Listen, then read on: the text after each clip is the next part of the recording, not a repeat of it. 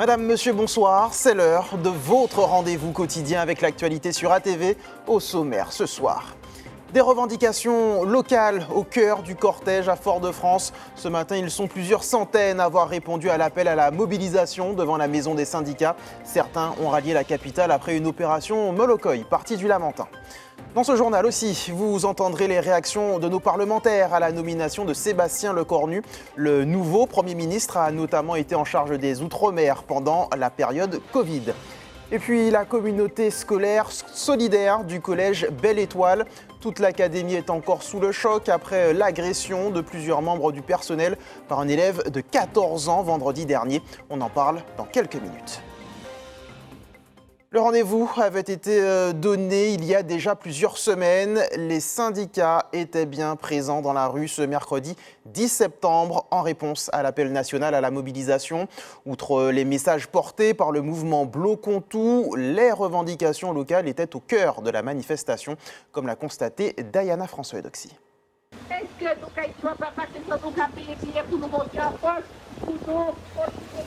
Une opération Molokoï entre le Lamentin et Fort-de-France.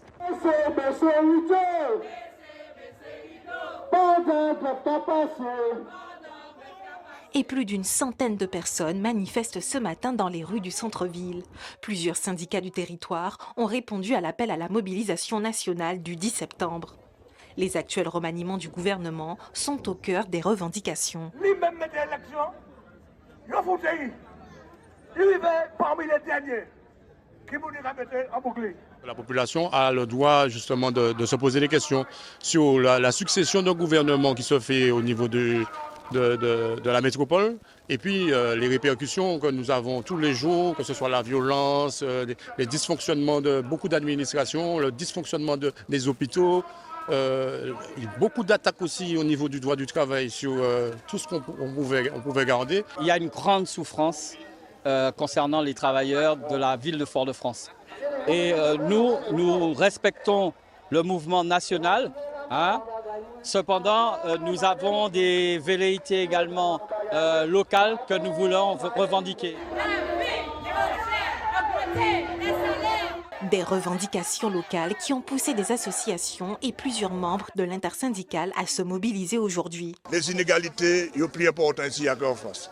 Les bas salaires, sont plus bas ici en France. La vie chère, est plus chère ici en France. Le chômage est plus important ici en France.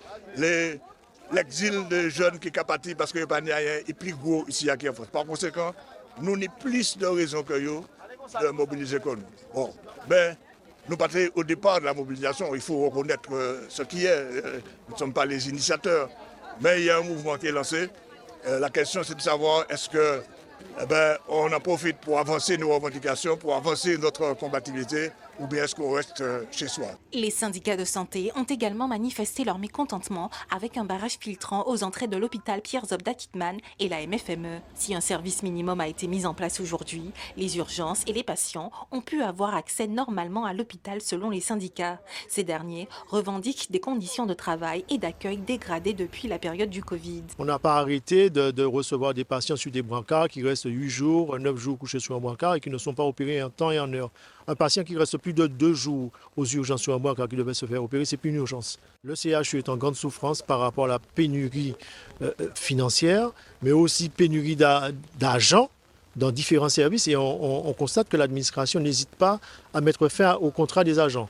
Donc nous sommes mobilisés pour ça, pour de mauvaises conditions de travail, mauvaises conditions d'accueil des patients et que l'administration nous prenne au sérieux et nous aide à trouver des solutions concernant les différents points de dysfonctionnement au CHUM Martinique. Une journée de mobilisation qui n'est pas la dernière. Un appel à la grève interprofessionnelle a été lancé pour le 18 septembre avec d'autres syndicats comme la FSU.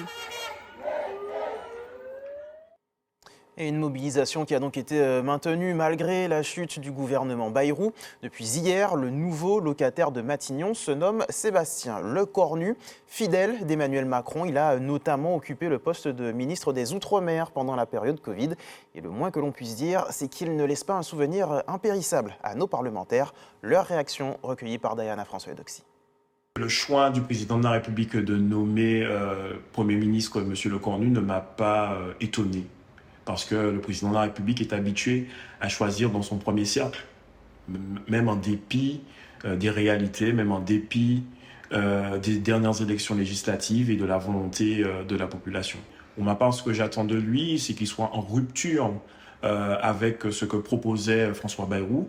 Moi, de ce que j'attends de lui, c'est de la justice sociale. Ce que j'attends de lui, c'est de l'équité fiscale, en réalité. Donc, qu'il ait été ministre des Outre-mer ou pas, peu m'importe. Ce qui m'importe, c'est son action. Le président Emmanuel Macron a fait le choix de l'entêtement. L'entêtement, c'est-à-dire c'est le changement de tête, mais dans la continuité finalement de ce qu'il fait depuis 8 ans, puisque Monsieur Lecornu n'est autre que l'un de ces ministres qui a passé finalement tous les gouvernements et qui a toujours été présent. C'est l'un de ses proches, c'est un de ses principaux généraux, et on voit mal aujourd'hui ce qui va changer avec ce monsieur qui n'est que le clone finalement d'Emmanuel Macron. La moitié des personnes que j'ai consultées ne se souvenaient même pas qu'il était passé au ministère des 10 Outre-mer. Bon, c'est qu'il n'a rien fait malheureusement de marquant, et j'en tiens pour preuve qu'il a été ministre pendant la période Covid et post-Covid, que nous avons été bien démunis dans cette période, que nos entreprises, nos familles ont été bien démunies, et que la seule alternative à la gestion de la crise qu'il ait trouvée à l'époque, c'est celle du confinement, et c'est celle donc de politique plus dure que celle qui était faite par ailleurs en hexagonale. Donc je n'en garde pas un souvenir impérissable et je crains qu'il n'y ait pas beaucoup appris. Et d'ailleurs, rappelons-nous également qu'il a pris bien du temps à se déplacer sur nos territoires. J'entends dire que bon, c'est un homme de dialogue, etc. Bon, ben, on jugera sur pièce, mais si on analyse ce qui a été fait en Kanaki, c'est bien M. Lecornu qui a imposé le fameux référendum dont on sait qui avait été refusé par les indépendantistes. Quand on a vu sa gestion de la crise Covid aux Antilles, j'entends dire que c'est un homme de dialogue, mais j'avoue que lorsqu'il a été ministre des 10 Outre-mer, je n'étais pas moi-même député, mais c'est pas l'impression en tant que citoyen, en tant que maire à l'époque que j'ai eue. Et donc, bon, on verra ce que l'on verra, mais je ne m'attends à rien d'extraordinaire, en tout cas à rien de bon. Monsieur Lecornu tentera, vaille que vaille, de mettre en œuvre la politique qu'Emmanuel Macron cherche à imposer absolument aux citoyennes, aux citoyens, au mouvement social. Cette politique, je veux dire, d'une certaine scélératesse par rapport aux retraités, par rapport aux précaires, par rapport aux chômeurs, par rapport aux classes moyennes et aux catégories populaires. Vous savez, je ne suis pas du genre à juger les gens avant de les voir au travail, et je ne suis pas du genre non plus à tomber dans les éternels discours, c'est bon, c'est pas bon, il est bon, il n'est pas bon. Il y a un Premier ministre en place. Pour combien de temps? On ne sait pas. La situation est compliquée. Et en France même et à l'international. Donc, il faut qu'on fasse avec. Il y a des grands textes qui arrivent. Il y a la loi Vicher qui arrive au Sénat en fin de mois. Il y a les budgets, le budget Outre-mer, le budget de la sécurité sociale qui arrive avant décembre, où il faudra débattre, défendre la LODEOM, défendre tous nos dispositifs, la continuité territoriale, les budgets de la DOM. Et puis, il y a aussi une grande loi de réforme sur l'aide sociale à l'enfance qui me tient particulièrement à cœur. Alors dans ce contexte, à quoi s'attendre pour les prochains jours? Nous recevons ce soir le secrétaire général de la CGTM, Gabriel Jean-Marie. Bonsoir. Bonsoir. Merci d'avoir accepté notre invitation. Avant de revenir sur la grande mobilisation du jour, vous avez entendu les réactions de nos parlementaires et notamment nos députés plutôt dubitatifs face à la nomination de Sébastien Lecornu. Est-ce que vous partagez leur avis, leur opinion sur ce nouveau Premier ministre? Alors, je vais vous dire très honnêtement, j'ai été plutôt surpris d'entendre toutes ces réactions, comme si un homme pouvait à lui seul faire des choses. Non, la société dans laquelle nous vivons est dirigée par le capital. Et tous ces membres du gouvernement, qu'ils aient été socialistes, qu'ils soient d'aujourd'hui, ou comme toutes ces personnes qui piaffent à l'extrême droite pour arriver, vont se mettre à la disposition des capitalistes. C'est dans les conseils d'administration des multinationales que se décide tout ça. Donc, vouloir faire croire qu'un homme va porter... Non, franchement. Moi, ce que j'ai à dire, c'est que le monde du travail a une chose à faire. Quel que soit celui qui sera nommé en face, alors aujourd'hui, c'est Lecornu, il faut qu'il se prépare pour descendre dans la rue, pour se battre et pour défendre ses intérêts. Et c'est pourquoi vous étiez donc mobilisé aujourd'hui pour cette mobilisation Bloquons tout le 10 septembre. C'est un appel qui est né sur les réseaux sociaux à la base. et qui a été grossi finalement par les différents syndicats. Alors il faut dire qu'il y a un mécontentement et ça ne date pas d'aujourd'hui. Vous vous souvenez certainement de 2009 et avant 2009 il y a eu 74, enfin il y en a eu. Donc l'histoire du monde du travail, c'est une lutte permanente contre le capital. Autre chose que je voudrais dire, nous n'avons pas répondu à un mot d'ordre national. Souvenons-nous bien que ceux qui ont lancé ce mot d'ordre en France disaient pas de syndicat, pas de drapeau politique, et des choses comme ça. La CGTM n'a jamais attendu, et la CGT enfin, on n'a jamais attendu de mot d'ordre. Et c'est tous les jours que nous sommes au combat. Dans notre entourage, la question s'est posée, nous avons interrogé nos adhérents, et nos adhérents ont dit, on ira à cette bataille et on n'attendra pas un mot d'ordre national. Je peux vous dire, par exemple, que nous, au niveau CGTM, nous avons déposé un préavis de grève non limité. C'est-à-dire, s'il y en a qui veulent être en grève demain, après-demain, et ainsi de suite, jusqu'au 18 et au-delà, ils peuvent toujours s'organiser et être en grève. Puisqu'il y avait à la base donc, cet appel pour le 18. Là, vous nous annoncez ce soir que l'appel à la grève est illimité. Nous avons déposé un préavis non limité qui n'est pas levé. Donc, s'il y a des travailleurs, des entreprises publiques, privées, qui veulent être en grève demain, après-demain, peuvent toujours le faire. Par rapport aux revendications, sont-elles les mêmes que celles qu'on a pu entendre dans la rue à Paris, Bordeaux, Marseille Il se trouve que le gouvernement français, nous sommes français, qu'on le veuille ou pas, en tout cas jusqu'à présent, et que donc les dispositions qui sont discutées en France sont applicables aussi ici. Et c'est comme ça. Donc on serait concerné par, et éventuellement, le gouvernement Bayrou est tombé, tant mieux. On ne sait pas ce qui va venir. Moi, j'entends que les socialistes disent qu'ils ont un projet, ce ne serait plus 44 milliards, mais 20 milliards. Donc ça veut dire qu'il y aurait toujours des mesures scélérates. D'accord ? Donc ce n'est pas parce que le coup de bâton serait moins... il n'y aura pas de coup de bâton moins douloureux. Donc nous, on dit tout simplement que les mesures qui sont mises en place en France sont applicables ici. Il n'y a pas de raison pour qu'on ne se batte pas, et notamment aux côtés des travailleurs français. Gabriel Jean-Marie, vous l'avez rappelé aussi, le contexte social est chargé depuis un certain temps maintenant. Ça fait des années que, notamment à la CGTM, vous vous battez contre un certain nombre de mesures et un système surtout. Aujourd'hui, quels sont les grands combats ? Je sais qu'il y a une grève notamment à la SOR qui dure depuis un certain temps. Il faut d'abord saluer le combat dans le secteur centre, transport, parce que là aussi, il y a d'énormes problèmes. Et quand il y a des pénuries, des difficultés au niveau de certaines collectivités, curieusement, c'est toujours le monde du travail, les salariés, les travailleurs qui payent. Des ajustements se font toujours là. Et moi, j'en profite pour saluer la lutte des chauffeurs, des transporteurs de ces différentes sociétés. Il y a effectivement depuis le 25 août dernier. Ça. Absolument. Et puis, il y a bien évidemment le combat que mènent les travailleurs de la société qui s'appelle SOR Martinique, qui est une filiale d'une multinationale française depuis le 11 août, parce que les actionnaires, les dirigeants de cette société ont signé des engagements, ont pris des engagements vis-à-vis de leurs salariés, de la communauté d'agglomération Cap-Nord, et puis ensuite décident de s'asseoir dessus et de ne pas respecter. C'est terrible. On en est où de ces deux conflits ? Écoutez, le directeur, alors, s'agissant des transporteurs, ils sont toujours en lutte, à ma connaissance. Alors, certains salariés ont repris. S'agissant de la SOR, je tiens à dire que sur 87 salariés, il y en a quasiment 60 qui sont en lutte, qui sont en grève, depuis le 11. Là, nous sommes en train de boucler la 5e semaine. Et je peux vous dire que la détermination, elle est intacte. Elle est intacte et nous avons confiance parce que, si je raisonne en termes de droit, le droit est de notre côté. Maintenant, en face de nous, nous avons des employeurs, des dirigeants qui sont prêts à s'asseoir sur des conventions passées, sur les accords passés, sur les contrats passés, tout simplement pour faire du fric sur le dos de salariés. Et ça, c'est inacceptable et nous ne l'accepterons pas. Eh bien, merci beaucoup, Gabriel Jean-Marie, d'avoir accepté notre invitation ce soir et d'avoir fait le point sur les différentes luttes sociales dans le pays. Merci à vous. Merci. Et ce matin, de nombreux collèges et lycées n'ont pas accueilli leurs élèves en soutien à la communauté scolaire du collège Belle Étoile à Saint-Joseph.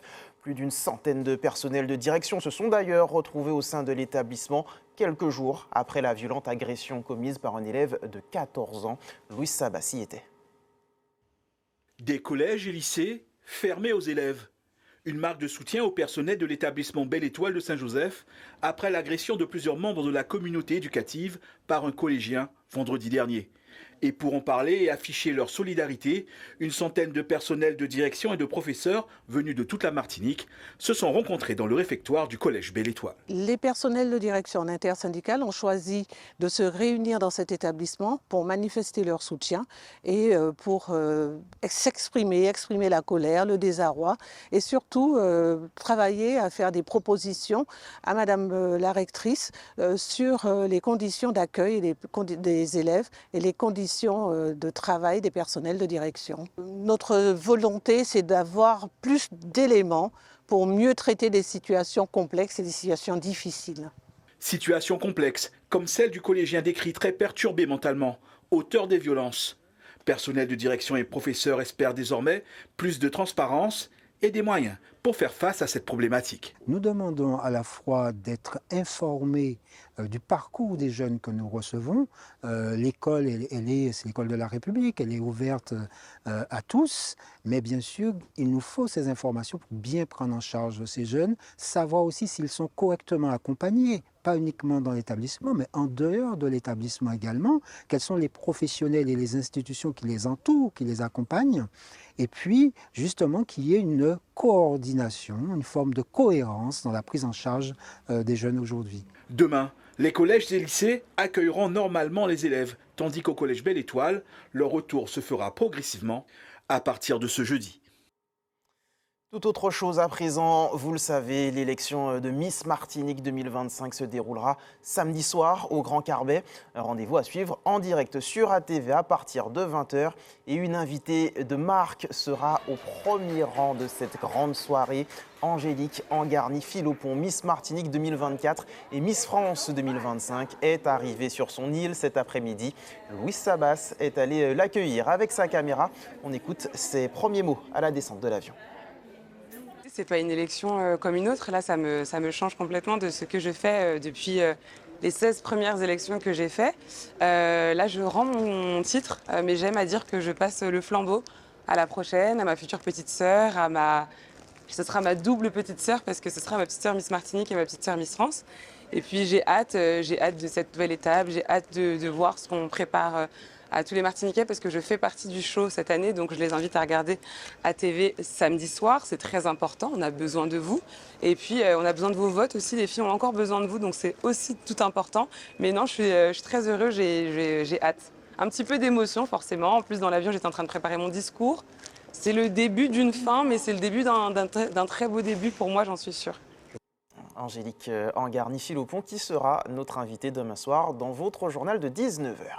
Et justement, elles sont 10 à convoiter l'écharpe de Miss Martinique. Comme depuis le début de la semaine, je vous propose d'aller à la rencontre de 2 prétendantes. On commence par la candidate numéro 5, Nayati Filatre. Bonsoir, présentez-vous et dites-nous pourquoi les Martiniquais devraient voter pour vous. Bonsoir mesdames et messieurs, bonsoir Johan. Je suis Nayati Filatre, votre candidate numéro 5. J'ai 18 ans, je viens de la commune du Robert et je suis actuellement étudiante en 2e année en licence de psychologie. Si j'ai pris la décision de me présenter à l'élection de Miss Martinique, c'est tout d'abord pour représenter la population martiniquaise, mais aussi notre culture, notre patrimoine et notre héritage.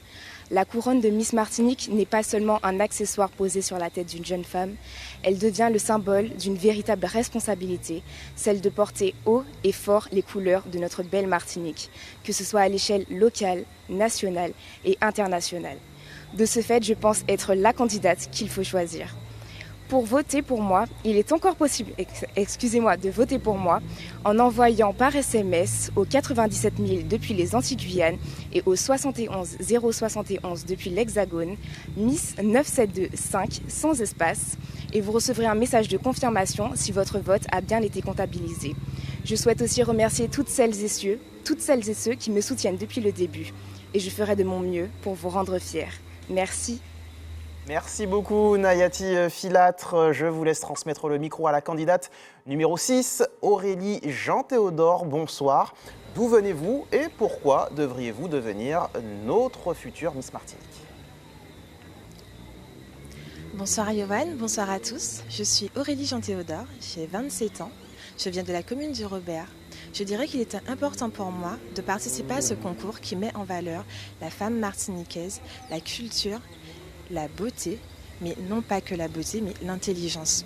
Je souhaite à mon tour représenter la résilience, la détermination et le courage que c'est de pouvoir participer à ce type de concours, à ce que ça révèle sur notre personnalité. Je trouve que c'est une expérience extraordinaire qu'on devrait tous faire. Il était important pour moi de représenter notre belle Martinique, mais de représenter la femme martiniquaise, cette femme qui est forte et courageuse. Et je pense être votre candidate. Je suis la candidate numéro 6. Vous pouvez voter pour moi au 97 000 Miss, en envoyant Miss 9726. Merci. Merci et beaucoup. Merci à toutes les personnes qui me soutiennent. Merci beaucoup Aurélie, Jean-Théodore et Nayati Filâtre. On se retrouve demain pour de nouvelles présentations et j'en profite aussi pour remercier Antoine Daric qui assure ses directs depuis le Palais des Congrès de Madiana. De la scène au parquet, il n'y a qu'un pas. Les 8e de finale de la Coupe de France féminine de basket débutent ce soir avec un choc entre le Golden Star et les Black Stars. Retour également sur les résultats de ce tour de coupe au masculin avec les 3 premières rencontres qui se sont disputées hier soir. Les précisions de Karel Chassol. Ce sont 2 formations qui ont l'habitude de s'affronter en pré-national qui seront face à face ce soir à l'occasion des 8e de finale de la Coupe de France. Finalistes des playoffs en 2023, le Golden Star et les Black Stars ont depuis connu des trajectoires différentes.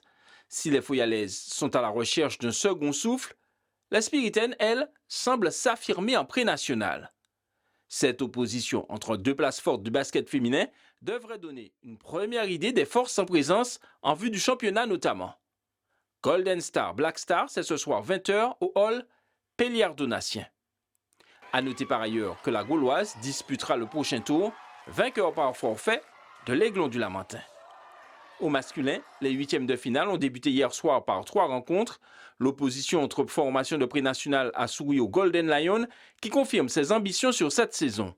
Les Joséphins ont disposé de l'Intrépide sur le score de 111-58. Le rebond pilotin, pensionnaire de pré-national, a dû batailler ferme pour venir à bout du CSC Carbet qui évolue en Régional 2.